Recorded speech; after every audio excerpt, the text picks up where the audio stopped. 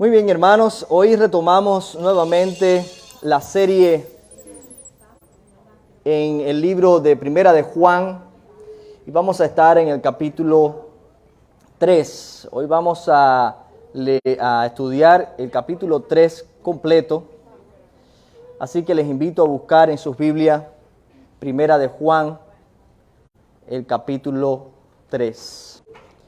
Y dice así los versículos del 1 al 3. Mirad cuál amor nos ha dado el Padre para que seamos llamados hijos de Dios. Por eso el mundo no nos conoce, porque no le conoció a Él.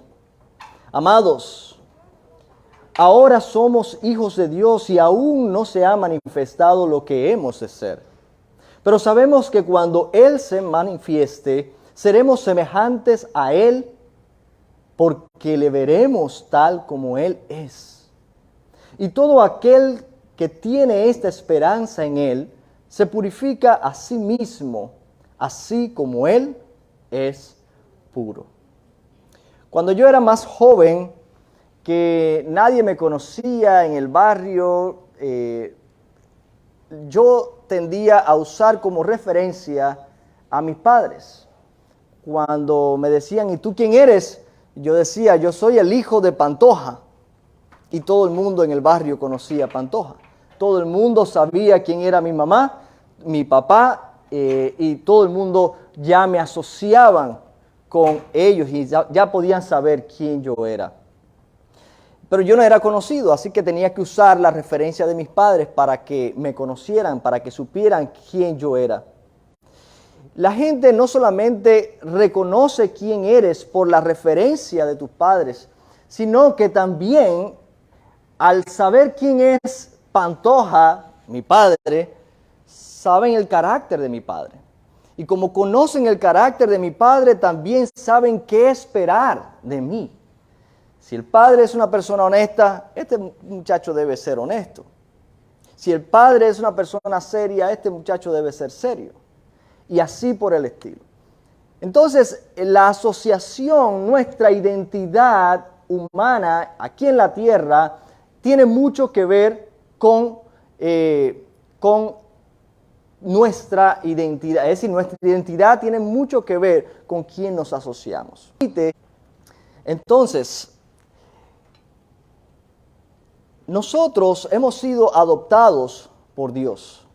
Hemos sido adoptados a través de Jesucristo. Nosotros tuvimos un nuevo nacimiento en Cristo Jesús. Y en ese nuevo nacimiento nosotros adquirimos una nueva naturaleza. Los que somos cristianos hemos nacido dos veces. Nacimos con el parto natural de nuestra madre, pero con ese nacimiento nosotros adquirimos la naturaleza caída, esa naturaleza que heredamos de Adán. Ese pecado que sigue de generación en generación y se transmite de generación en generación. Sin embargo, cuando vinimos a Cristo y pusimos nuestra fe en Él, entonces nosotros adquirimos la nueva naturaleza en Cristo. Lo interesante de eso es que nuestra nueva naturaleza no reemplaza la vieja naturaleza, la naturaleza caída.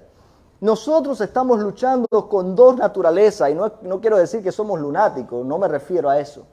Me refiero a que hay dos realidades, dos tendencias en nosotros con las cuales estamos batallando, luchando constantemente. Aunque somos cristianos, aún tenemos debilidades. Aunque somos creyentes y tenemos nuestra fe puesta en Jesucristo, aún luchamos con tendencias que tenemos que nos impulsan a pecar, que nos hacen débiles muchas veces. De modo que nosotros estamos luchando con esas dos naturalezas. Y vemos a Pablo cuando dice, ¿quién me librará de este cuerpo de pecado? Porque el bien que quiero hacer no hago, sino el mal que no quiero. Y él se encontraba en esa dificultad, en esa lucha, y ahí nos encontramos también tú y yo. No te pasa a ti solamente, a todos nosotros nos pasa. Ambas naturalezas o tendencias permanecen en nosotros hasta el momento en que partamos de este mundo, cuando tendremos un cuerpo glorificado semejante al de Jesucristo después de la resurrección. completamente libre de la influencia y el poder del pecado y de la muerte. Pero mientras estemos aquí, estamos luchando con esas dos naturalezas. Al tener la naturaleza divina, que es lo que Juan llama aquí la simiente de Dios, la vida de Dios, crecemos en el conocimiento de nuestro Padre y nuestro carácter se va asemejando más y más al carácter de Dios, lo cual se pone de manifiesto en nuestra manera de vivir. Cómo nosotros vivimos, cómo nosotros actuamos, cómo nosotros tomamos decisiones. La gente que nos rodea va a identificar si somos cristianos o no, no por nuestras palabras. Cualquiera dice yo soy cristiano, cualquiera dice yo creo tal cosa o la otra. Las palabras no hablan tan alto como las acciones. Las acciones hablan más alto que las palabras. Y muchas veces el problema con la iglesia hoy en día es que están llenas de cristianos que hablan mucho y viven poco de ese evangelio que predican. Ese es el gran problema. Y la gente que está afuera, que está sin Dios, no quiere venir acá. ¿Sabe por qué? Porque piensa que es la misma cosa. Es lo mismo. En el versículo número 3 de este mismo capítulo de Juan, ¿qué dice? Dice, y todo aquel que tiene esta esperanza en Él, se purifica a sí mismo, así como Él es puro. En Cristo Dios nos ha dado maravillosas promesas. Tenemos la promesa de la vida eterna, tenemos la promesa de un cielo nuevo, de una tierra nueva, tenemos la promesa de que no habrá más llanto ni dolor, más sufrimiento. Ahí se nos promete en el Evangelio, en Jesucristo, se nos prometen tantas cosas lindas que anhelamos. Y cada creyente tiene esperanza en esas promesas. De hecho, son esas promesas las que nos hacen vivir diferentes en este tiempo. Nosotros no somos diferentes a la gente del mundo, somos idénticos. Nos enfrentamos a los mismos problemas, nos enfermamos igual que se enferma todo el mundo, tenemos dificultad económica como la tiene todo el mundo. Pero tenemos una esperanza. Y esa esperanza nos hace vivir diferente, porque no nos permite poner nuestro foco de atención en las cosas de aquí, sino en las que vienen. De modo que nosotros vivimos diferente por causa de la esperanza que hay en nosotros. Esa es la razón por la cual una persona que tiene fe en Jesucristo, aún en medio de una situación crítica, puede sentirse alegre. Y la gente se queda así como que, este tiene algún problema. Pero no, es esa esperanza que nos alienta y es esa esperanza la que nos mantiene con vida. Si nuestra esperanza está puesta en las promesas de Dios, nuestra vida estarán alineadas al carácter de Dios. Por eso es que dice en el versículo 3 que todo aquel que tiene esta esperanza en Él se purifica a sí mismo. ¿Sabe por qué? Porque nuestras expectativas afectan nuestra manera de vivir. Lo que tú esperas afecta tu estilo de vida. Si tú esperas ser un doctor, tu estilo de vida va a cambiar. Tú sabes que tienes que hacer guardia, tú sabes que tienes que estudiar y tú tienes que adecuar tu estilo de vida a eso que tú esperas. Hace unos días yo siempre tuve un anhelo por estar en el FBI y todas esas cosas, ¿no? Y siempre que veo una posición de trabajo, miro y me da por mirar y me da por investigar, a ver, porque siempre me ha quedado eso, ¿no? Me gusta esa área.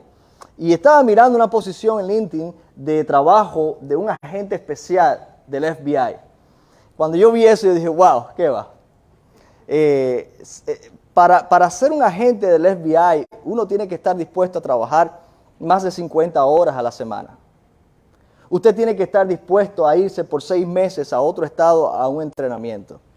Pero después que usted ya es aprobado, usted tiene que estar dispuesto a trabajar overseas, es decir, en cualquier parte del mundo, sin previo aviso, te llaman y tienes que irte. Y lo mismo puede estar por una semana que por 2 años. Y yo digo, eso es para una familia, una persona que no tiene familia. Eso no es vida. ¿Cómo uno puede? Entonces, si tú esperas ser agente del FBI, tu estilo de vida va a ser afectado. Otra vez repito, tu expectativa afecta tu estilo de vida. Si tú tienes tu esperanza puesta en Dios, si tú esperas recibir esas promesas, tu estilo de vida tiene que ser consecuente con lo que la palabra del Señor nos enseña. ¿Entendimos eso? De modo que el que es el de la verdad, el que está en Cristo, se purifica a sí mismo. Nosotros tenemos que dejar que la palabra del Señor siga tratando en nosotros y moldeándonos. En esta sección veremos 3 valores del reino que Dios espera que incorporemos en nuestra vida: la justicia, el amor y la verdad. Por eso puse el capítulo 3 completo, porque en este capítulo completo Él hace énfasis en 3 valores fundamentales que lo vamos a ver. La justicia. Dios es justo, Él espera que nosotros seamos justos. El amor. La Biblia dice que Dios es amor. Él espera que nosotros también practiquemos el amor. La verdad. Jesucristo dice, yo soy el camino, la verdad y la vida. Por tanto, como hijos, Él espera que nosotros andemos en la verdad. También, como nosotros tenemos expectativas de Dios, Dios tiene expectativas de nosotros. Dios espera de nosotros como hijos que actuemos, que vivamos en consecuencia con su palabra. Y vamos a la primera, la justicia y el pecado. El contraste que hace Juan es interesante. Él lo deja muy claro acá en los versículos del 4 al 9 del mismo capítulo 3 de Primera de Juan. Todo aquel que comete pecado infringe también la ley, dice Juan. Pues el pecado es infracción de la ley, y sabéis que Él apareció para quitar nuestros pecados, y no hay pecado en Él. Todo aquel que permanece en Él no peca. Todo aquel que peca no le ha visto, ni le ha conocido. Hijitos, nadie os engañe. El que hace justicia es justo como Él es justo. El que practica el pecado es el diablo, porque el diablo peca desde el principio. Para esto apareció el Hijo de Dios, para deshacer las obras del diablo.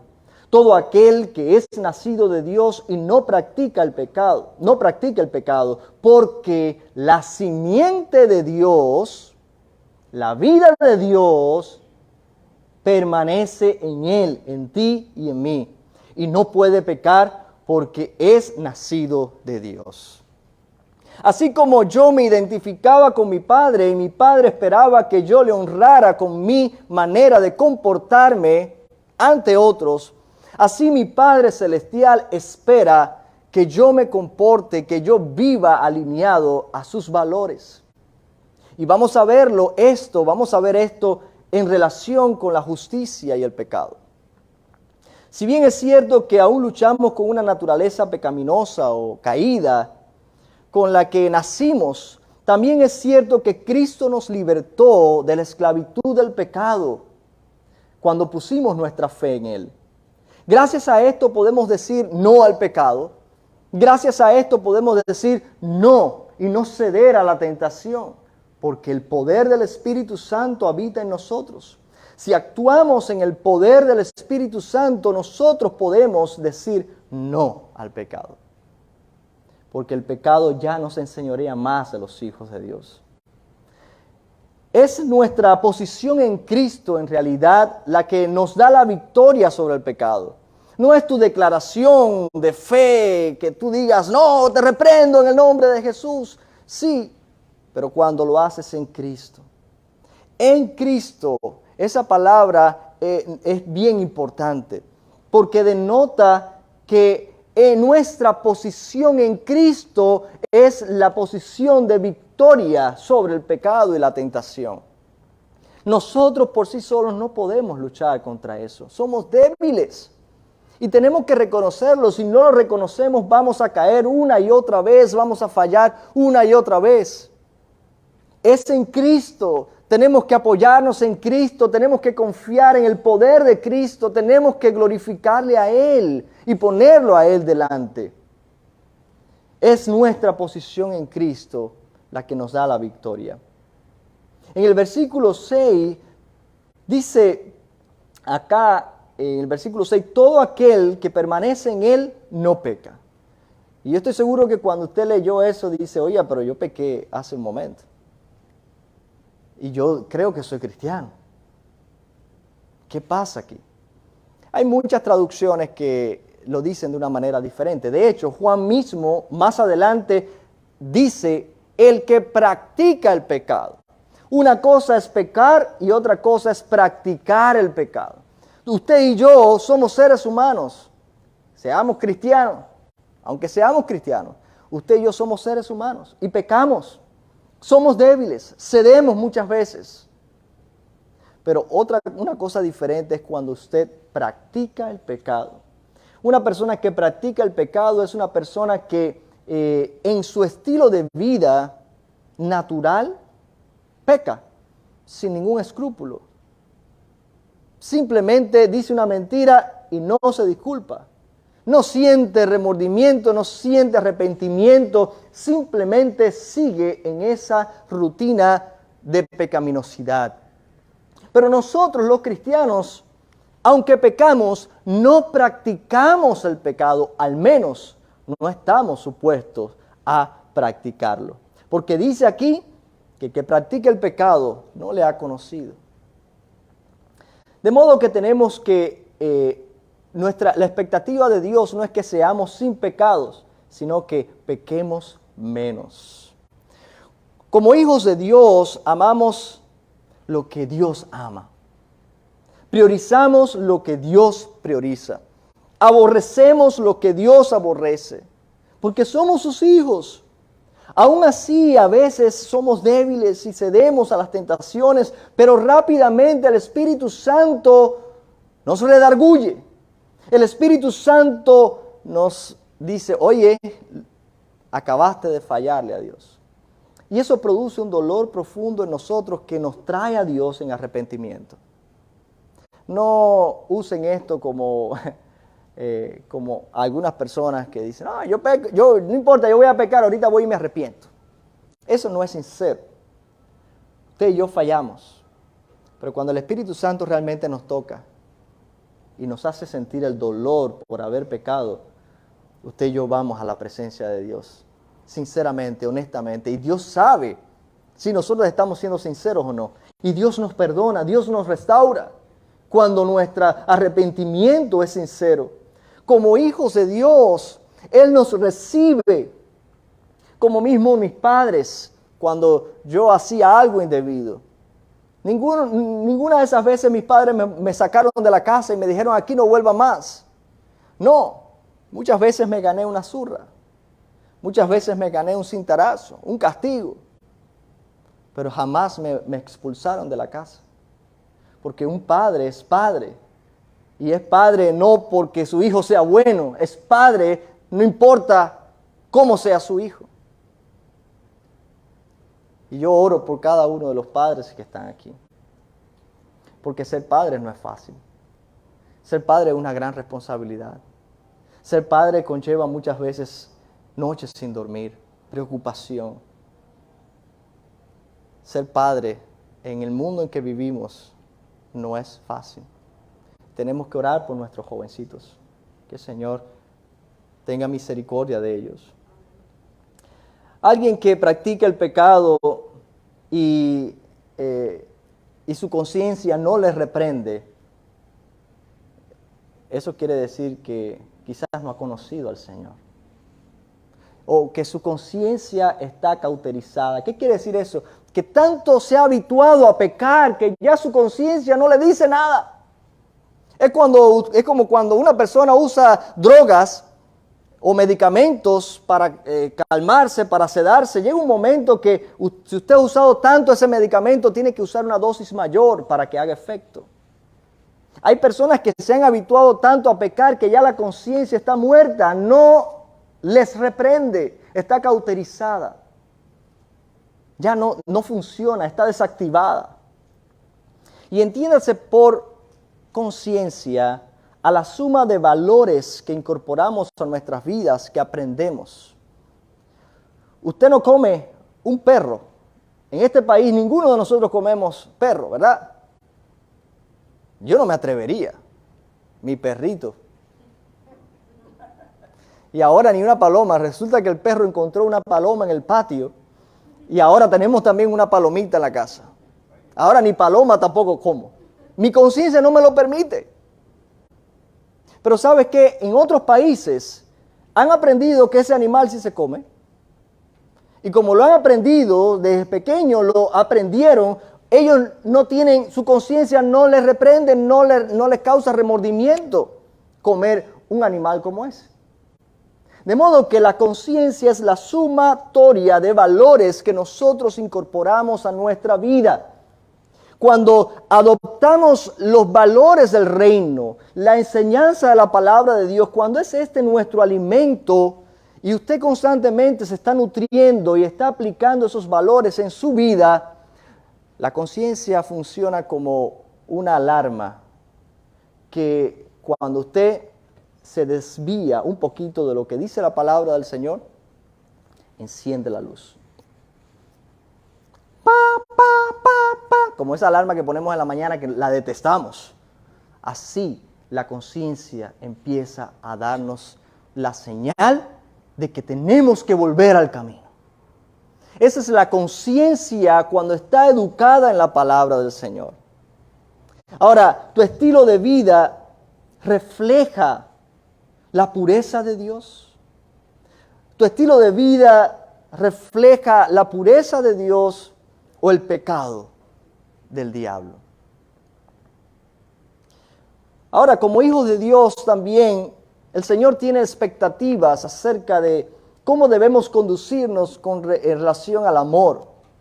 Ya dijimos, Juan mismo dijo, Dios es amor. Y Dios espera que nosotros nos amemos unos a otros porque Él es amor. Así que en el versículo 10, Él usa este versículo como un puente para hablar de la justicia y el amor. Y dice, en esto se manifiestan los hijos de Dios y los hijos del diablo. Todo el que hace justicia, y Él añade otra cosa, todo el que no hace justicia y no ama a su hermano, no es de Dios. Todo el que no hace justicia y no ama a su hermano, simplemente no es de Dios. Porque este es el mensaje que habéis oído desde el principio, que nos amemos unos a otros. No como Caín, que era del maligno y mató a su hermano. ¿Y por qué lo mató? Porque sus obras eran malas y las de su hermano justas. Hermanos míos, no os extrañéis si el mundo os aborrece. Nosotros sabemos que hemos pasado de muerte a vida y que amamos a nuestros hermanos. El que no ama a su hermano permanece en muerte. Todo aquel que aborrece a su hermano es homicida. Y sabéis que ningún homicida tiene entrada permanente en él. En esto hemos conocido el amor, que Él puso su vida por nosotros. También nosotros debemos poner nuestras vidas por la de nuestros hermanos. Pero el que tiene bienes de este mundo y ve a su hermano tener necesidad y cierra contra él su corazón, ¿cómo mora el amor de Dios en él? Hijitos míos, no nos amemos de palabra ni de lengua, sino de hecho y en verdad. En el versículo 10, Juan añade otro elemento que es el amor. Y es aquí donde entramos en el segundo punto. Dios es amor, Dios espera que nosotros actuemos en amor. Dios nos amó de tal manera que envió a su Hijo a dar su vida por nosotros. Dios espera que nosotros amemos a nuestro prójimo como a nosotros mismos, no más que a nosotros, pero sí como a nosotros mismos. El bien que tú deseas para ti, debes desearlo y procurarlo para las personas que te rodean. Esa es la expectativa de Dios. A veces hacemos un par de cositas buenas y ya decimos, tenemos a Dios contento, lo tenemos en nuestras manos. Si tu amor no llega al punto de amar a tu prójimo como a ti mismo, todavía te quedas corto. Y estuvimos hablando de eso hace 2 semanas atrás cuando hablábamos del amor horizontal. Juan es reiterativo en este tema. De ahí la importancia, porque toda la ley, todos los profetas se resumen en una sola cosa. Ama al Señor, tu Dios, con toda tu mente, con toda tu alma, con todo tu corazón, y a tu prójimo como a ti mismo. Usted puede vivir la vida cristiana solamente a base de estos 2 mandamientos. Porque en estos 2 mandamientos se cumple toda la ley y todos los profetas. No es que desechamos la ley y los profetas. No es que desechamos las otras escrituras. Es que cuando usted es capaz de amar, ya usted ha cumplido todo. Qué bueno sería que usted y yo nos enfocáramos en amar. Amar a Dios primero, amar a nuestros prójimos en segundo lugar, como nosotros mismos. Ese es el mandamiento. Ese es el mandamiento. Amar a Dios y amar al prójimo. Para ilustrar este contraste entre el amor y el odio, Juan usa un personaje bíblico. Un personaje que conocemos muy bien. Está en el Antiguo Testamento, en el libro de Génesis, al principio de la creación. Caín y Abel. Todos conocen la historia. Caín y Abel presentaron una ofrenda a Dios. Hicieron un altar y llevaron un sacrificio. Caín llevó de la cosecha que tenía y Abel llevó un animal y lo sacrificó. Dios recibió la ofrenda de Abel, pero rechazó la ofrenda de Caín. Y cuando leemos esa historia uno dice, pero ¿por qué Dios rechazó a Caín si lo hizo de corazón? Y en ese tiempo no se había establecido que la ofrenda debía ser un animal. ¿Por qué? Bueno, lo que Caín hizo después reveló las intenciones de su corazón. Caín se llenó de celo y mató a su hermano. La envidia, el celo, lo llevó a matar a su hermano. Desde entonces, nosotros vemos cómo lo peligroso que es tener envidia de otros. Lo peligroso que son los celos. Los celos nos pueden llevar a matar a alguien. Por eso es que Juan dice, el que no ama a su hermano es un homicida. Porque un homicida comienza por cosas pequeñas. Comienza a albergar, dejar en su corazón entrar cosas, sentimientos de celo, de envidia, de rencor, resentimiento. Caín, llevado por el celo, mató a su hermano. Y dice Juan que ese no es el tipo de amor, eso es odio. Lo interesante de este personaje y que Juan lo usa para ilustrar el contraste entre el amor y el odio y el desprecio, es que los dos presentaron ofrendas. Si traemos eso aquí al contexto, ambos son cristianos, ¿verdad? Porque Juan le está escribiendo a la iglesia, no le está escribiendo a la gente del mundo que no lee la Biblia.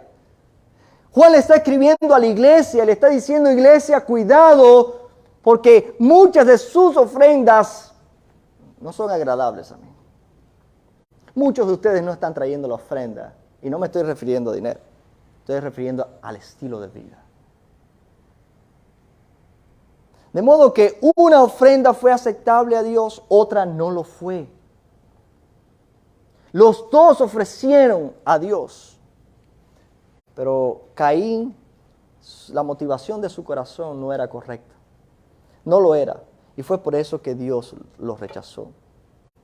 La vida cristiana no se trata de actos religiosos.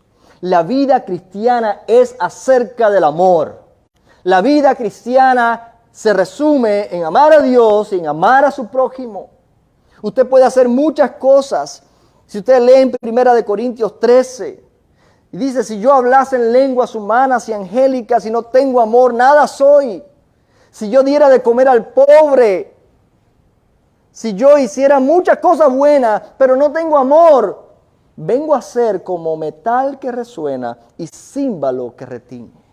Como un instrumento que usted lo toca tan, que no tiene melodía, es ruido y molestoso.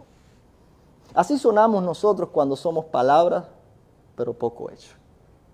Cuando no hay compasión, cuando no hay empatía. Sí, somos cristianos. El mundo espera algo diferente de los cristianos. ¿Sabe por qué? Porque el mundo sabe que los cristianos tienen una palabra, una revelación de Dios que están supuestos a seguir. Y Dios mismo nos dice que el amor debe ser la motivación para todo lo que nosotros hacemos. Las personas con las que te relacionas, ahí en el trabajo, en tu vecindario, en la escuela, al tomar el bus todos los días, esas personas, ¿cómo te ven a ti? ¿Cómo te identifican? ¿Se imaginarán que tú eres cristiano o cristiana? Sin palabras. O tú tienes que decirle, yo lo soy, para reconocerte. Qué bueno cuando alguien se relaciona contigo y te reconoce y te dice, tú eres cristiano. Y dice, ¿por qué tú lo dices? Yo, no, porque tú actúas diferente. Yo, wow, eso es maravilloso cuando alguien puede ver que tú eres diferente. Que la gente te reconozca sin palabras, sin tenerles que decir, yo soy cristiano. Que te reconozca por tu estilo de vida. Que te reconozca porque tú te interesas por los demás, por el bien de los demás. Sean cristianos, no lo sean. Finalmente, el punto número 3 lo vemos en los versículos del 19 al 24. Hay una cosa que es conocer la verdad y otra cosa es practicarla. Hay personas que son teólogos. Teólogos que conocen la palabra de principio a fin. Ya yo le he dicho varias veces, me he tropezado con personas que han querido entrar en discusión conmigo y han querido estarme probando a ver hasta dónde está mi conocimiento. Hay muchas cosas que yo desconozco todavía de la palabra. Todavía yo estoy aprendiendo como ustedes. Somos todos discípulos de Cristo. Y un discípulo está en constante ¿qué? Crecimiento, desarrollo. Lo importante aquí no es cuánto tú conozcas, sino cuánto tú practicas lo que conoces. Dice Juan, en los versículos 19 al 24, en esto conocemos que somos de la verdad, la revelación de Dios. Jesucristo mismo dijo, yo soy la verdad. En esto conocemos que somos de la verdad y aseguramos nuestros corazones delante de Él. Pues si nuestro corazón nos reprende, mayor que nuestro corazón es Dios, y Él sabe todas las cosas.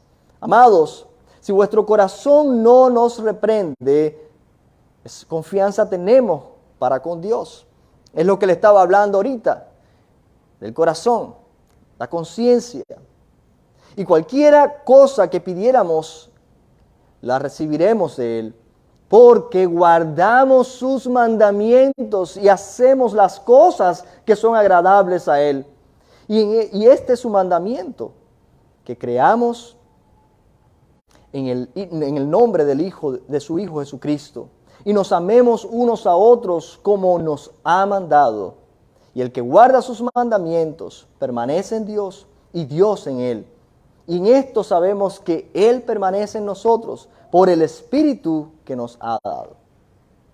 Ahora, si usted lee el libro de Jeremías, el capítulo 17, el versículo 9, dice, engañoso es el corazón más que todas las cosas y perverso, ¿quién lo conocerá? Definitivamente Jeremías se estaba refiriendo al corazón como el lugar de las emociones. Muchas veces en la Biblia se refiere al corazón como el lugar de las emociones o la mente. conocimiento.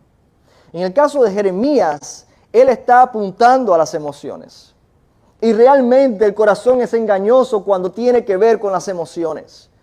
Porque el corazón a veces dice, yo lo siento en mi corazón. Y muchas veces lo que nosotros sentimos en nuestro corazón nos está llevando por un mal camino. Una persona inmadura se deja llevar fácilmente por las emociones y comete muchos errores. Una persona que es madura sabe que aunque su corazón le dice por aquí, como la canción de me dice el corazón pero me grita la conciencia. ¿La han oído? ¿Cómo se llama el cantante? A ver, ¿cuántos escuchan? Quiero saber.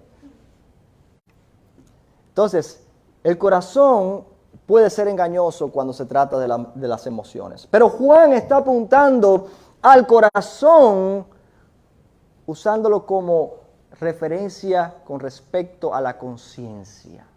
Dice, si el corazón no te reprende, es decir, la conciencia, y la conciencia, como dije ahorita, está educada, es el recipiente donde se incorporan esos valores de la palabra de Dios, que cuando nos reprende es porque estamos haciendo algo que está fuera de la palabra de Dios. Y es bueno cuando nos sentimos reprendidos, porque nos da oportunidad a volver al principio. Juan se está refiriendo a la conciencia en este caso. Entendamos que la conciencia es eso, la sumatoria de valores que incorporamos en nuestra vida. Así que si hemos incorporado los valores bíblicos en nuestra vida, entonces la conciencia nos va a ayudar como guía para mantenernos alineados a la palabra de Dios. Cuando nuestras vidas están alineadas a la palabra de Dios, a la voluntad de Dios, al carácter de Dios, entonces la conciencia no nos va a reprender. La conciencia nos mantiene ahí, está saludable. ¿Por qué? Porque estamos alineados. Pero hay algo que sucede. Dice Juan que cuando hacemos lo que a Dios le agrada, todas nuestras oraciones son respondidas por Dios. ¡Wow! Eso es algo maravilloso. Pero no es cualquier oración. Porque acuérdese, usted está alineado con la palabra de Dios, usted también va a pedir conforme a la palabra de Dios. Usted va a pedir conforme a la voluntad de Dios. Usted no va a pedir de una manera egoísta, sino que usted va a pedir de una manera que glorifique a Dios. Ay, Señor, dame un carro nuevo. Ay, Señor, dame la casa nueva. Ay, Señor, dame esto y dame lo otro. Todo para mí. Pero cuando nosotros oramos para glorificar a Dios, aún las cosas que nos benefician a nosotros le dan gloria a Dios. Ay, Señor, sáname. Pero esa sanidad va a glorificar a Dios. Dios lo va a hacer. Así que, hermanos, la palabra del Señor es clara. Nosotros tenemos seguridad de que vamos a recibir lo que pedimos cuando estamos alineados a la palabra de Dios. Así que nuestras acciones deben estar orientadas en la centralidad de Cristo en nuestras vidas y en el amor al prójimo, si es que queremos que nuestras oraciones sean contestadas. Esta es la evidencia visible de que estamos en la verdad, si amamos a Dios y amamos a nuestro prójimo. La evidencia espiritual de que somos hijos de Dios, de que estamos en la verdad, ¿cuál es? El Espíritu Santo que habita en nosotros. Dice que el Espíritu de Dios da testimonio a nuestro espíritu de que somos hijos de Dios. Y es por eso que podemos estar seguros en Cristo. No le digas a Dios cuánto le amas. No le digas tanto cuánto le amas. Obedécele. Porque es la obediencia la prueba del amor. Así le digo yo a mis hijos. No me digas, papi, ¿cuánto te amo? Sí, hijo, qué bien que me amas. Pero cuando tú me desobedeces, eso hiere mi corazón. Cuando tú no obedeces a las instrucciones que te doy por tu bien, cuando tú no pones tu confianza en lo que tus padres te dicen, eso quiere decir que tú no estás demostrando el amor verdadero. El amor a Dios se demuestra en la obediencia. en la obediencia. Porque cuando usted obedece, usted le está dando a Él, le está diciendo a Él, yo confío en ti. Yo confío que tus mandamientos son buenos. Yo confío que lo que tú me estás pidiendo que haga es lo correcto. No le digas tanto a tu hermano que le amas. Te amo, te amo, te amo.